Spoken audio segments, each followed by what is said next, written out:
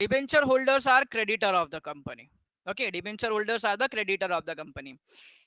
At last, जो last का point discuss करता हूं मैं, लास्ट का पॉइंट अपना ये है, एकदम लास्ट का पॉइंट, और बहुत सारे पॉइंट है बट लास्ट का, चलो उसके पहला, debentures does not have voting power या वोटिंग राइट्स। एंड जो सबसे लास्ट है, in debentures there are total 3 parties. कितने पार्टी है? 3 पार्टीज, टोटल 3 पार्टीज। एक तो हो गया, कंपनी, जिसको बोलेंगे इशुअर। Now clear? ओके ठीक है, चलो वेरी गुड। एक है इशुअर, दूसरा है डिबेंचर होल्डर, एक तीसरा पर्सन कौन है?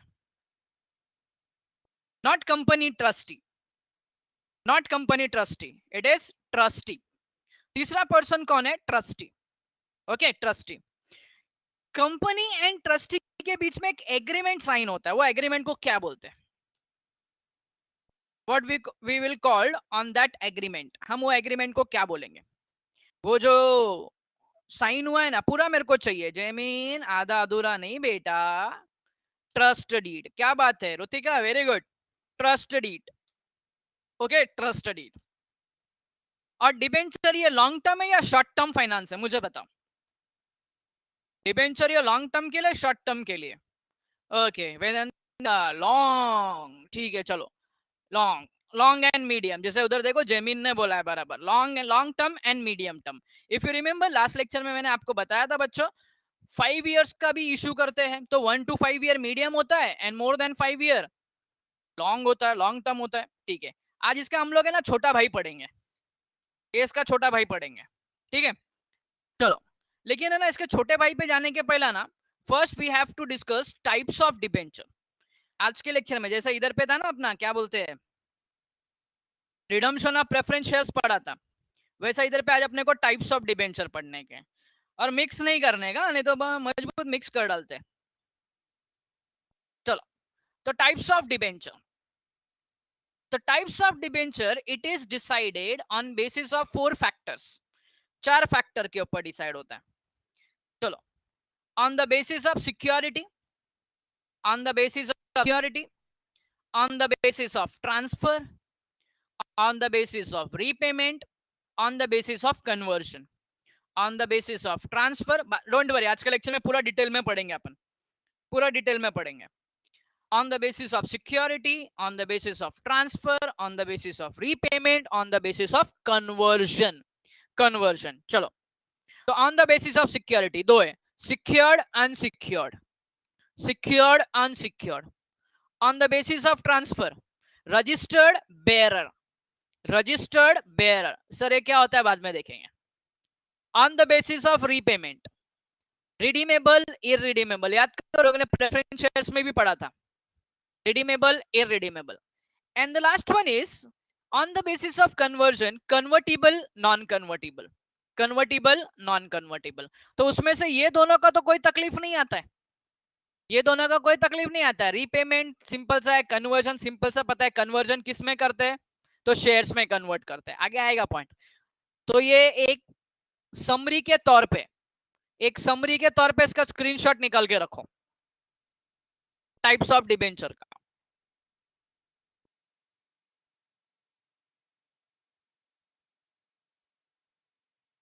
चलो आगे बढ़ते हैं अभी, तो अभी आगे अपन बढ़ते हैं, तो अभी एक एक को पढ़ते हैं डिटेल में। डिटेल मतलब क्या, ये मेरे पास जो एकदम शॉर्ट में टेक्स्ट बुक में मैंने डिटेल में दिया हुआ है। चलो, on the basis of security दो है, सिक्योर्ड अनसिक्योर्ड। अच्छा, कल के लेक्चर में हम लोग ने इतना भारी डिस्कशन किया था, ये जो सिक्योर्ड डिबेंचर किसको बोलते हैं, याद करो, कल के लेक्चर में एक भारी डिस्कशन किया था हम लोग ने। सिक्योर्ड डिबेंचर कब होता है, एक 2 या 3 वर्ड बोलेंगे ना तब एकदम क्लियर हो जाएगा। अरे अरे क्या था वो पॉइंट, वाह बेटे मौज कर दी, चार्ज ऑन असेट, क्या बात है, creating charge on asset, very good very good, excellent, perfect है। Secure debenture charge on asset, secure debenture charge on asset, तो सिक्योर डिबेंचर पे जाते हैं। चलो आगे, और अगर याद होगा तो तुम लोग को याद होगा, मैंने ट्रस्ट डीड के टाइम पे पढ़ाया था कि जो भी टर्म्स एंड कंडीशन है वो ट्रस्ट डीड में लिखी होती है। कहां पे लिखी होती है? ट्रस्ट डीड में। तो ये जो सिक्योर डिबेंचर है ये भी किसके थ्रू सिक्योर होगा? तो ट्रस्ट डीड के। क्यों ट्रस्ट डीड के? बिकॉज ट्रस्ट डीड के अंदर है ना ये चार्जेस लिखे होंगे। ओके, तो secure through trust deed, secure debentures are secured through trust deed, पहला point. Second, property of the company में charge as security, property of the company, assets of the company may kept as a charge. Security may be for particular asset, that is fixed charge, or security may be for all asset, that is floating charge. देखो कल के lecture में हमने clear भी किया, आज आप लोग ने बताया। फिक्स्ड बोला, फिक्स मतलब कोई एक पर्टिकुलर पे, कोई एक असेट पे, ओके, कोई पर्टिकुलर असेट पे। सिक्योर्ड, सॉरी, फ्लोटिंग बोला तो ऑल असेट। अनसिक्योर्ड बोला मतलब क्या? Debenture that have no security, no security. As per Companies Act 2013, issue of unsecured debenture is now allowed. बच्चों, अगर आपने किसी फ्रेंड का ओल्ड टेक्स्ट बुक लिया है, ध्यान से सुन लेना, अगर किसी फ्रेंड का ओल्ड टेक्स्ट बुक लिया है तो ओल्ड टेक्स्ट बुक में टाइप्स ऑफ डिबेंचर में अनसिक्योर्ड में एक पर्टिकुलर पेज है, पेज के लास्ट में दिया है unsecured debenture is prohibited, unsecured debenture issue is prohibited. अगर आपके पास है ना, अगर आपके पास बुक होगा तो ओल्ड वाला होगा तो बच्चों वहां पे करेक्शन कराया गया था।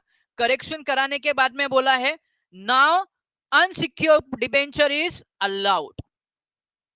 वो टेक्स्ट बुक की गलती है, नहीं तो आप है ना उधर ओल्ड टेक्स्ट बुक पढ़ेंगे और बोलेंगे विकास सर ने तो ऐसा पढ़ा दिया हम लोग को, विकास सर ने तो ऐसा पढ़ा दिया। नहीं, now it is allowed, text book में चेंजेस किया है। इनफैक्ट मैं बोलता हूँ ई बाल भारती के तुम न्यू टेक्स्ट बुक, ई बाल भारती के साइट पे जाओ, वहां पे न्यू टेक्स्ट बुक तुमको मिलेगा, करेक्टेड टेक्स्ट बुक मिलेगा, उसमें तुमको ये मिल सकता है। ओके, जैसा मैंने क्लासरूम में बोलने के बाद में भी, क्लासरूम में बोलने के बाद में भी आरबीआई एक्ट, आरबीआई एस्टैब्लिश्ड, उधर वाट लगा के आए 1935, 1945, 1934, 1944, उधर वाट लगा के आ गए। और इसमें से कितने लोग का एक मार्क का रॉन्ग क्यों हो गया? ये ऑब्जेक्टिव की वजह से रॉन्ग हो गया, जबकि मैंने क्लासरूम में बोला भी बच्चों ये गलत है, ये गलत है, टेक्स्ट बुक में प्रिंटिंग मिस्टेक था वहां पे, तो भी गलत हो गए थे। चलो ठीक है, तो सिक्योर डिबेंचर, अच्छा ठीक है, चलो फ्रेंच लेटिन, ठीक है, वो बाद में let it go, back to SP. चलो, secure debenture, unsecure debenture. Secure debenture charge on asset, okay, fix charge मतलब पर्टिकुलर असेट पे, फ्लोटिंग चार्ज मतलब ऑल असेट पे। अनसिक्योर डिबेंचर, अनसिक्योर डिबेंचर बोला मतलब नो सिक्योरिटी, सिंपल सी बात है, no charge on asset, no charge on asset मतलब ऐसा हो गया, कंपनी कभी वाइंड अप में गई और कंपनी के पास अगर पैसा नहीं बचा तो ये भाई साहब, ये जो भाई साहब है ना अनसिक्योर्ड वाले, ये बोलेंगे ना हमारा पैसा दे करके, गया तो गया, डूब गया भाई, तुम लोग सिक्योर नहीं थे। ठीक है, चलो आगे बढ़ते हैं। On the basis of transfer, registered debenture, bearer debenture. चलो, रजिस्टर्ड डिबेंचर, बेयरर डिबेंचर, चलो सिंपल सा है, ध्यान से सुन लेना। Name of the holder of debenture is recorded in register of debenture. जैसा रजिस्टर ऑफ स्टूडेंट होता है वैसा रजिस्टर ऑफ डिबेंचर भी होता है। अभी आप लोग ने, कितने लोग ने आपके क्लास टीचर के पास से रजिस्टर देखा है कि नहीं पता नहीं। आपका जो रजिस्टर होता है ना बेटा, उसमें आगे आपके अटेंडेंस होते हैं और पीछे आपका पूरा डिटेल लिखा होता है, एड्रेस लिखा होता है, डेट ऑफ बर्थ लिखा होता है, मोबाइल नंबर लिखा होता है, पेरेंट्स का नाम लिखा होता है, ऑक्यूपेशन लिखा होता है, पेरेंट्स के भी बाकी डिटेल लिखे होता है। ओके, तो सिमिलरली जो रजिस्टर्ड डिबेंचर होता है, in the same case the name of holder is mentioned in register of debenture. Okay, transfer of the debenture required the execution of regular transfer deed। मतलब इसके लिए अपने को क्या करना पड़ता है? इसके लिए अपने को इंस्ट्रूमेंट ऑफ ट्रांसफर, इसका सहारा लेना पड़ता है। मतलब प्रॉपरली प्रोसीजर के साथ में जाना पड़ता है, किसका? रजिस्टर्ड डिबेंचर का, रजिस्टर्ड डिबेंचर का। देखो रजिस्टर्ड डिबेंचर में क्या होता है, ध्यान से सुन लो, रजिस्टर्ड डिबेंचर के अंदर क्या होता है, जो होल्डर है, कौन? होल्डर का नाम रजिस्टर में लिखा होता है, होल्डर का नाम रजिस्टर में मेंशन होता है, तो ये इजीली ट्रांसफर नहीं हो सकता। इसका क्या करना पड़ेगा? प्रॉपरली प्रोसीजर फॉलो करना पड़ेगा with the help of instrument of transfer. क्यों? अगर सपोज फॉर एग्जांपल तुम्हारी जगह पे किसी और स्टूडेंट ने एडमिशन ले लिया तो तुम्हारा नाम उधर रहेगा नहीं, तुम्हारा नाम निकाल के वो स्टूडेंट का नाम उधर क्या करना पड़ेगा, ऐड करना पड़ेगा। ओके, तो इसके लिए रजिस्टर्ड डिबेंचर का जो भी ट्रांसफर होता है it is done with the help of transfer deed, जिसके अंदर इंस्ट्रूमेंट ऑफ ट्रांसफर आता है। अब जब अगर मैं बेरर डिबेंचर की बात करूं तो बेरर डिबेंचर के अंदर है ना, डिबेंचर होल्डर का नाम रजिस्टर में नहीं होता है। डिबेंचर होल्डर का नाम रजिस्टर में नहीं होता है। ओके, नाम रजिस्टर में नहीं होता है। तो सर अगर मेरे को ट्रांसफर करने का तो किस तरीके से करेंगे? चलो मैं दो एग्जांपल लेता हूं। सपोज फेवियन है और मैं है, फेवियन एंड मैं दोनों है। फेवियन के पास कंपनी का रजिस्टर्ड डिबेंचर है, ध्यान से सुन लेना, रजिस्टर्ड डिबेंचर है। तो फेवियन का नाम क्या है पता है? फेवियन का नाम कंपनी के, फेवियन का नाम कंपनी के रजिस्टर ऑफ डिबेंचर के अंदर मेंशन है। दिस डिबेंचर नंबर और ये सो एंड सो फेवियन के नाम पे। अब वो डिबेंचर अगर फेवियन मेरे को ट्रांसफर करना चाहता है, ध्यान से सुन लेना, फेवियन अगर मेरे को ट्रांसफर करना चाहता है, वो बोलता है विकास सर आप इतना पैसा दे दो मेरे को और मैं आपके नाम पे डिबेंचर ट्रांसफर कर देता हूँ। तो फेवियन मेरे को जब ट्रांसफर करेगा तो डायरेक्टली ऐसा नहीं बोलेगा ये लो डिबेंचर सर्टिफिकेट और आपका ट्रांसफर हो गया। नो, ऐसा नहीं होगा सर। तब ये केस में कैसा होगा? तो ये केस में ऐसा होगा कि फेवियन को और मेरे को दोनों को क्या करना पड़ेगा, इंस्ट्रूमेंट ऑफ ट्रांसफर फिल करना पड़ेगा, जिसके अंदर ट्रांसफरर मतलब फेवियन, ट्रांसफरी मतलब मैं, दोनों का साइन, दोनों का कंसेंट होगा। बराबर है? हम दोनों क्या करेंगे, इंस्ट्रूमेंट ऑफ ट्रांसफर फिल करेंगे। फिल करने के बाद में हम लोग जब फिल कर लेंगे फिर कंपनी में सबमिट करेंगे। फिर उसके बाद में कंपनी अपना प्रोसीजर करके फेवियन का नाम कट करके मेरा नाम रजिस्टर में एंटर करेगी और मेरे नाम का डिबेंचर सर्टिफिकेट बनाएगी। मतलब इसमें क्या हो गया, इसमें फेवियन का नाम रजिस्टर्ड था, अब रजिस्टर्ड पर्सन को हटाने के लिए दुनिया का प्रोसीजर फॉलो करना पड़ता है। बट अभी दूसरा केस है बेयरर। देखो बेयरर का मतलब क्या होता है, आप ध्यान से सुन लो। बेयरर का मतलब ये होता है कि चेक जिसके पास है वो उसका मालिक है। अगर मैं एग्जांपल दूं, बेयरर चेक का एग्जांपल दो। बेयरर चेक आपने बहुत बार सुना होगा अकाउंट्स में, बेयरर चेक। अब बेयरर चेक जिसके पढ़ाई पास के है लिए ना, मेहनत तो सब करते हैं, लेकिन स्मार्ट स्टडी कौन करता है? प्री एग्जाम ऐप के साथ बनाइए अपनी तैयारी super smart. Pre exam app देता है वाइड रेंज के एग्जाम्स की तैयारी, जैसे JEE, NEET, CAT, CA foundation, CSEET, banking, railway, SSC, MBA entrance, SYJC, com, TYB com और भी बहुत कुछ। Chapter wise tests and mock tests, detailed performance analysis, और अब तैयारी होगी एकदम परफेक्ट। कहीं भी कभी भी पढ़ाई करें। और एक विशाल क्वेश्चन बैंक आपकी तैयारी को बनाए आसान। इंस्टेंट इवैल्यूएशन से तुरंत जानिए अपनी परफॉर्मेंस और पाएं पर्सनलाइज्ड फीडबैक। तो अब देरी किस बात की? प्री एग्जाम ऐप डाउनलोड करें और अपने नाम से रजिस्टर्ड करें और एक विशाल क्वेश्चन बैंक बिल्कुल फ्री और अपनी सफलता की कहानी लिखें। लिंक डिस्क्रिप्शन में है। Pre exam app smart bearer तैयारी का चेक साथ। जिसके पास है ना, बैंक उसको पैसा देगा। बेयरर चेक जिसके पास है ना, बैंक उसको पैसा देगा। सपोज आज बेयरर चेक मेरे पास है, मेरे पास से गुम गया, वेदांत को मिला, वेदांत जाके पैसा निकाल सकता है। अब वेदांत के पास से मस्ती में वो हमारा वो हर्ष ने ढाप लिया, हर्ष सुतार ने ढाप लिया, तो हर्ष सुतार को मिल गया, तो हर्ष अभी उसका मालिक हो गया, अभी हर्ष को पैसा मिलेगा। ओके, तो जो बच्चा बेयरर है ना उसको क्या मिलेगा, पेमेंट मिलेगा। जो बेयरर बोला मतलब मालिक हो गया, जिसके पास है होल्डर, बेयरर का मतलब होल्डर, जिसके पास है, नाम किसका भी होने दो, है ना उसका, उसको ही मिलेगा। तो बेयरर डिबेंचर्स में क्या होता है, तो यहाँ पे जैसे फॉर एग्जाम्पल अभी दूसरा किसी का एग्जाम्पल लेता हूं। चलो अभी मैंने एग्जाम्पल ले लिया, सुजल का एग्जाम्पल ले लिया। अब सुजल ने कंपनी के बेयरर डिबेंचर्स लिए। कौन से डिबेंचर्स लिए? बेयरर डिबेंचर्स लिए। बराबर है? तो सुजल का नाम कंपनी के रजिस्टर्ड में एंटर नहीं है। सुजल का नाम कंपनी के रजिस्टर में एंटर नहीं है। ओके, सुजल को तो उठा के दे दिया। सर अगर सुजल को मेरे को ट्रांसफर करने का है तो दुनिया भर का प्रोसीजर करना पड़ेगा। अरे जब रजिस्टर में नाम नहीं है, जब सुजल मेरे को ट्रांसफर करेगा तो किसी से कोई मतलब ही नहीं है। तो सुजल क्या करेगा पता है? वो डिबेंचर लाके खाली मेरे को दे देगा। अब जब उसने मेरे को लाके दे दिया ना, ट्रांसफर कंप्लीट। तो such debenture are transferable by mere delivery, by only delivery, मैंने उठा के दे दिया डिबेंचर सर्टिफिकेट, ले भाई अब ये तेरा हो गया, अब ये तेरा हो गया।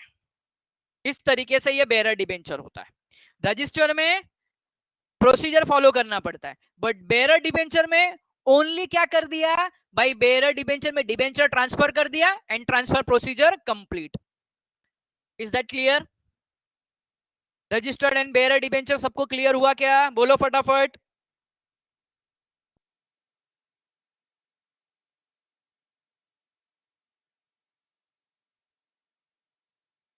अभी तुम लोग है ना 2 साल के बच्चे ना, लास्ट ईयर के तुम लोग बहुत एकदम है ना, एकदम बहुत एकदम बोलते ना नसीब पाके पैदा हुआ है तुम लोग।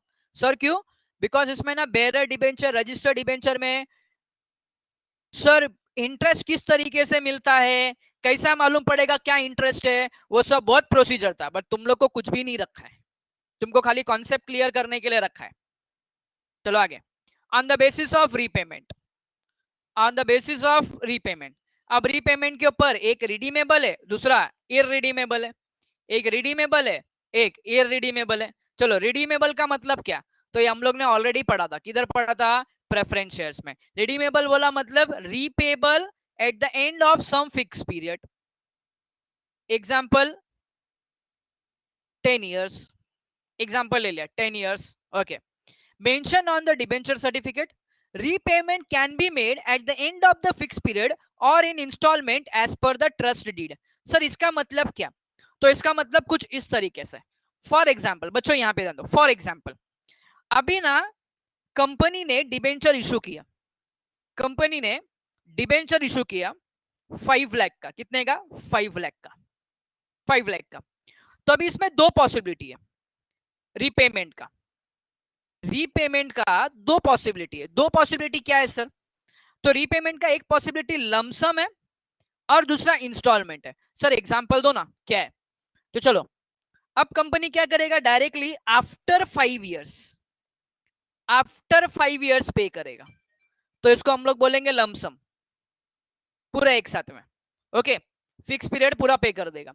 या तो कंपनी क्या करेगा, 5 साल है ना, तो कंपनी क्या करेगा, मैं तेरे को एक साथ में पूरा पैसा नहीं देगा, मैं क्या करेगा, फर्स्ट ईयर में 1 लाख दे रहा है, सेकेंड ईयर में 1 लाख, थर्ड ईयर में 1 लाख, फोर्थ ईयर में 1 lakh and at the fifth year 1 lakh, मतलब टोटल 5 लाख तेरा कंप्लीट हो जाएगा। इसको हम लोग बोलेंगे इंस्टॉलमेंट। तो repayment can be made lump sum और इंस्टॉलमेंट दोनों हो सकता है।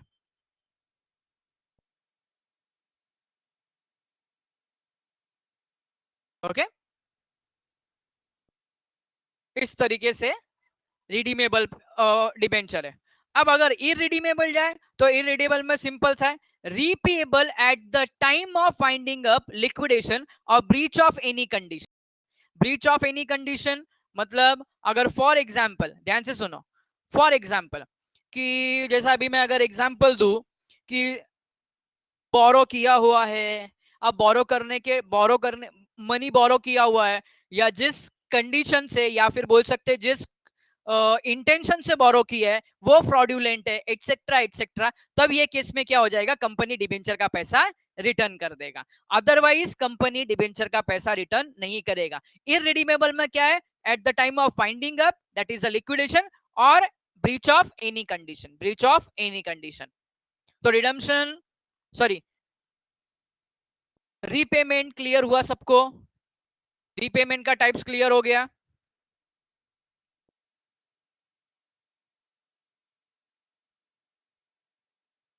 कॉन्टिंजेंसी अराइज मतलब, देख कॉन्टिंजेंसी मतलब क्या, अभी फॉर एग्जांपल कॉन्टिंजेंसी का मतलब क्या होता है, अब तू घर से निकल रहा है, अब तू घर से निकल रहा है तो आसमान में देख रहा है, आसमान में देख के तू क्या बोलेगा, बारिश हो भी सकती है, बारिश नहीं भी हो सकती है, इट मे और मे नॉट पॉसिबल, दोनों में से कुछ भी हो सकता है। जब यहाँ पे ऐसा कंडीशन होता है ना, जैसा भी फॉर एग्जांपल सिंपल बोलो, वो मानेगी या नहीं मानेगी, वो मानेगी या नहीं मानेगी, दैट इज अ कंटिंजेंसी। समझो जेमिन? हाँ बराबर है, मम्मी मानेगी कि नहीं मानेगी, क्यों, बाहर घूमने के लिए, ये कंटिंजेंसी है, समझा? मैं मम्मी की बात कर रहा था। देखा जमीन बराबर है, वेदांत को देख नहीं मानेगी। सर मैं भी तो मम्मी की बात कर रहा था, कहता पलट गया थे कैसा। ओके, मजाक कर रहा हूं मैं। ठीक है चलो।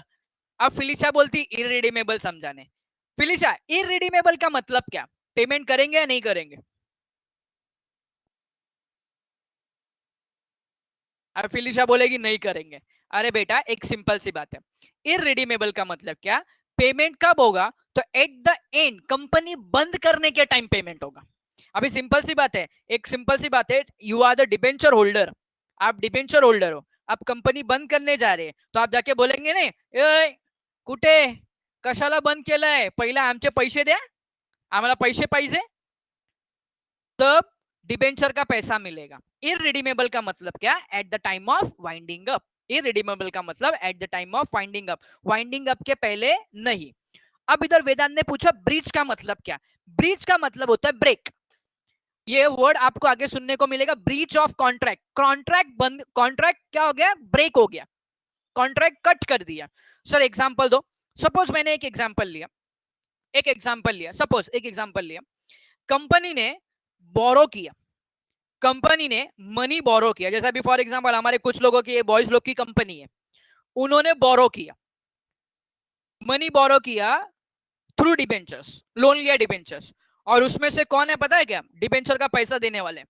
फिलिशा है, फिलिशा के बाद में आईवी है, हाँ इन लोग सब लोग है, रुतिका है, इन लोग सब है, इन लोग ने पैसे दिए। और वो कुछ पैसे, कुछ बोला है कि कुछ कंपनी का प्रॉफिट बढ़ाने को रिलेटेड, कुछ अच्छे काम के लिए लिए, कुछ अच्छे काम के लिए। ये कंडीशन, टर्म्स एंड कंडीशन, ये सब किधर लिखा? ट्रस्ट डीड के अंदर, ट्रस्ट डीड के अंदर कि हम लोग ये पैसा कहाँ यूज करने वाला है। अब बाद में मालूम पड़ा ये जो बॉयज मंडली है, ये सब इसको क्या कर रहे हैं पता है? वो पबजी के इन्वेस्टमेंट में लगा है, पबजी के इन्वेस्टमेंट में लगा है। तो मुझे बताओ ये जो कंडीशन है, ये कंडीशन रहेगा या कंडीशन ब्रेक हो गया? कंडीशन रहेगा या ब्रेक हो गया? कंडीशन ब्रेक हो गया। अब ये आईवी, रुतिका, फिलिशा, ये सब झाड़ू लेके पहुंच जाएंगे, झाड़ू लेके पहुंचेंगे, बोलेंगे पता है काय रे, तुम्हाला कशाला पैसे दिलेले आम्ही, ते बिझनेस करायला दिले ना, आणि तुम्ही काय करताय? बीजीएमआई खेलताय तुम्ही, दे फटकन। भाई झाड़ू से सटासट झाड़ू से मारने को स्टार्ट करेंगे, बोले हमसे पैसे हमारा रिटर्न दे। अब यहाँ पे पैसा रिटर्न क्यों दिया? तो ब्रीच ऑफ कंडीशन के वजह से। नाउ क्लियर हुआ फिलिशा? क्लियर हो गया अभी ये irredeemable?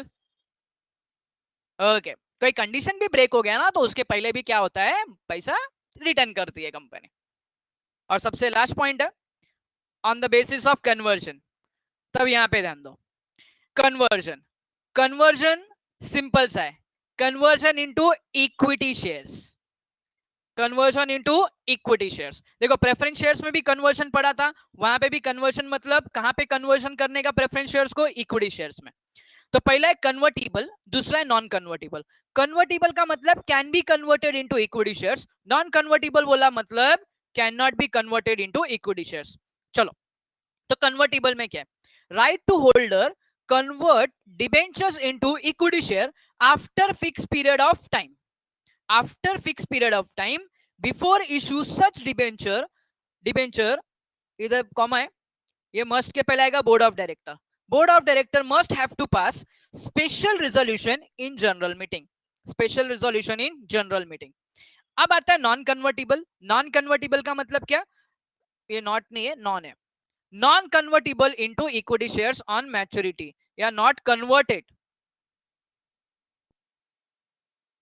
And it is redeemed on maturity date. Sir दोनों के बीच का डिफरेंस? तो कन्वर्टिबल का मतलब क्या? फॉर एग्जांपल मैंने 10 साल का डिबेंचर लिया, कंपनी ने मेरे को 10 साल का डिबेंचर दिया, क्लियर कट लिखा है after 6 year debenture can be converted into equity shares, debenture can be converted into equity shares, बराबर है।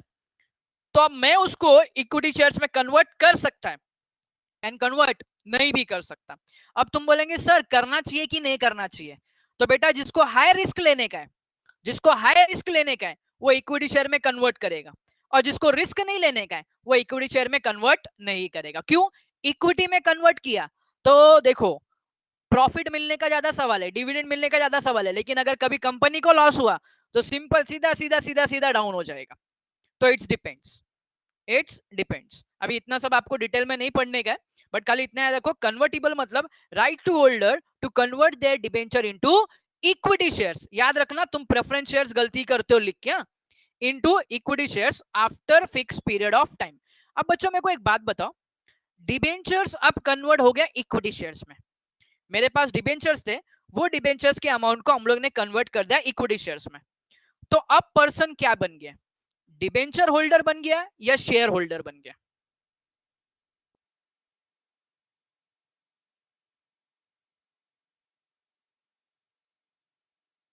क्या बन गया?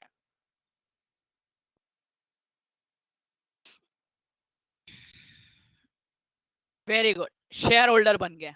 तो अब वो क्या हो गया, कंपनी का क्रेडिटर हो गया या कंपनी का ओनर हो गया? अब उसको हम लोग क्या बोलेंगे, ओनर बोलेंगे या क्रेडिटर? बट ऑब्वियस, अब उसको हम लोग बोलेंगे ओनर बोलेंगे। क्या बोलेंगे? ओनर बोलेंगे।